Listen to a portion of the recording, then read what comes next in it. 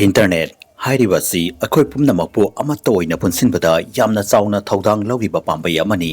aikhoina malem asida thokliba thodok amadi harau kumai pumnamak internet ki pambai nasu khangba ngami adubu chahi kunta fariba jim hairiba internet asimakna mahak amadi mahaki mamanaba singbu makhoina mapunsi chupagi na thoppa ngamloritraba internet hairiba sigi lang amada thogadawri habasi makhoi khanglamde Tawai Budi Jim, US Sigi Florida City da Lairami, Adubu, Mahaki Higher Study Damak Mahak, New York da Labor Laklami. Mahak Thangza Kudingi, Mahaki Mamanaba Singa, video call da wari sananaba, Mahak na Lairiba Mafam Adugi Anakpa da Labor, Cyber Cafe Amada Zatlami. Nong Manungtin Nama, Mahak na College Taki Halapa Matamda, Mahaki Midengadu, Cyber Cafe Adu da Tarami.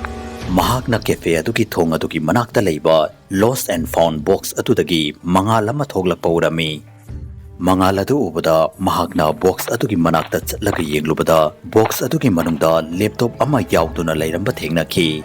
jim matam kuiraba matamdagi laptop ama lauge haiduna khanduna leirambani maramaduna mahakna lost and found box aduda laptop adu yauduna leirambadu ubada yamna haraurami amadi laptop adu box adudagi laukhatuna mayumda puduna laklami mayum yauraba matungda jimna laptop adudagi mahaki mamanaba singda video call tawrami amadi wari kaya ama sanarami jimna mahaki mamanaba sing aduda mahakna laptop adu karamna madi kadaitagi fanglakibano haibadu loina tamlami Maduda mahaki mamanaba sing aduna laptop adugi maramda ataisu hanglaklami adubu jimna laptop adu hangbata ngairami amati laptop adugi manungda kari yawi haibadusu amata khanglamde jim laptop adugi manungda yauramba folder amati data sing adu hangduna laptop adu yengba haurami adubu laptop adugi manungda yauramba video khara yenglubada mahak thajaba ngamlamde amati pungangaklami Laptop adugi manungda yamna violent oiba video mayam ama yaurami video sing aduda mi singbu yamna tamthina amadi tongan ba mongda halami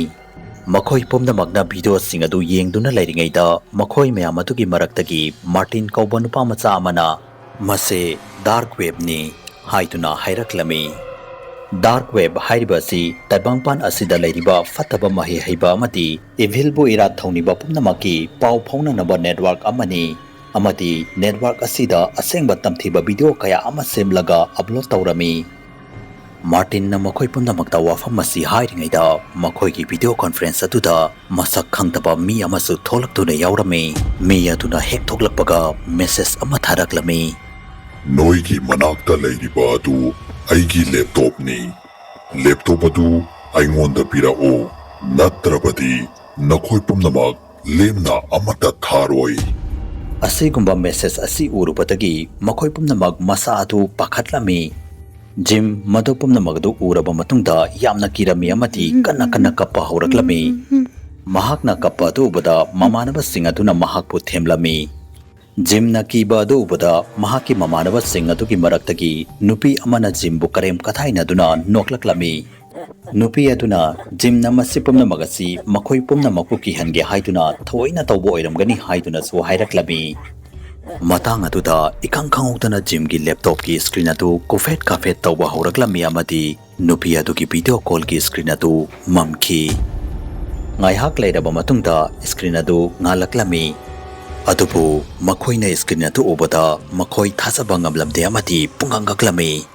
nupi adugi mangak samadu kathatlami amati nupi adugi makokatu mahakna famliba adugi manakta leiriba table adugi mathakta ta tuna leirami nupi adugi mamai adu taifet tarami amati mamitagi isu chentharaklami makhoi pumnamak mado yengduna leiringaida masak khangdaba nupa adugi message amaga moklaklami Nakhoi pumnamak aigi web asigi lang asida thurabani hojik ai noi pumnamaki laifam khangle amati ai noi pumnamaki manakta lakani message adu hek pabaga jim amati mahaki mamanaba sing adu kimanbadagi masa adu niklami jim na video call adu kathatnaba yamna kanna honarami adubu mahaki laptop adu ki screen adu lock oikibagum tawrami Maduda jimna laptop adu khutakta laukhatuna leimaida kanna thadarami amati laptop adu pungkai kaiduna machet tarami Jimna laptop adugi machetsinga adu khomjinduna lokhatlami amati cafe adugi mamangda leiba lost and found box aduda amuk chattuna thamlami. Mayum yoraklaba faw Jim masadu kibanduna niklami. Jim ngayhak tumina famduna masadu potharami amati ising glass ama thaklami. Adubu mahakna ising thaklingaita mahaki mobile aduda message amaga muk laklami. Message aduda you are next haiduna irami. Haibadi mathangdi nangni ai nangidamakta lakani. Jim message adu pada aduki matik takirami habata mahak mafam aduda wanthaduna tarami. Mahak na wakal taraktuna mamit pangthurakpada mahak hospital amata leirami. Mahak kiba henman badagi wanthakibani amati mahak wangang basu phajana ngamlamde.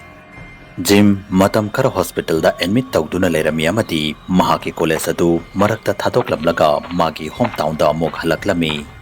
Numit adudagi Jim amati mahaki mamanabasingna thokdok adugi maramda amati dark web ki maramda amuk hana wari sanaramde.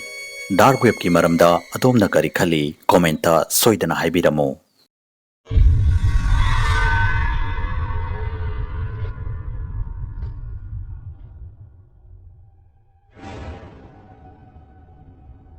Facebook ta Manipuri Horror Story ki Facebook page ko follow tawiramu. Loinana karigumba wari asu mayamna pambi taragadi channel asibu subscribe tawiramu amadi video asibu like and share amamta tawiramu. Mathangi video da amuk unarasi habsiga loinana yungkupam loyangan bana mayam pumna mukti kainabagi yathang nizari.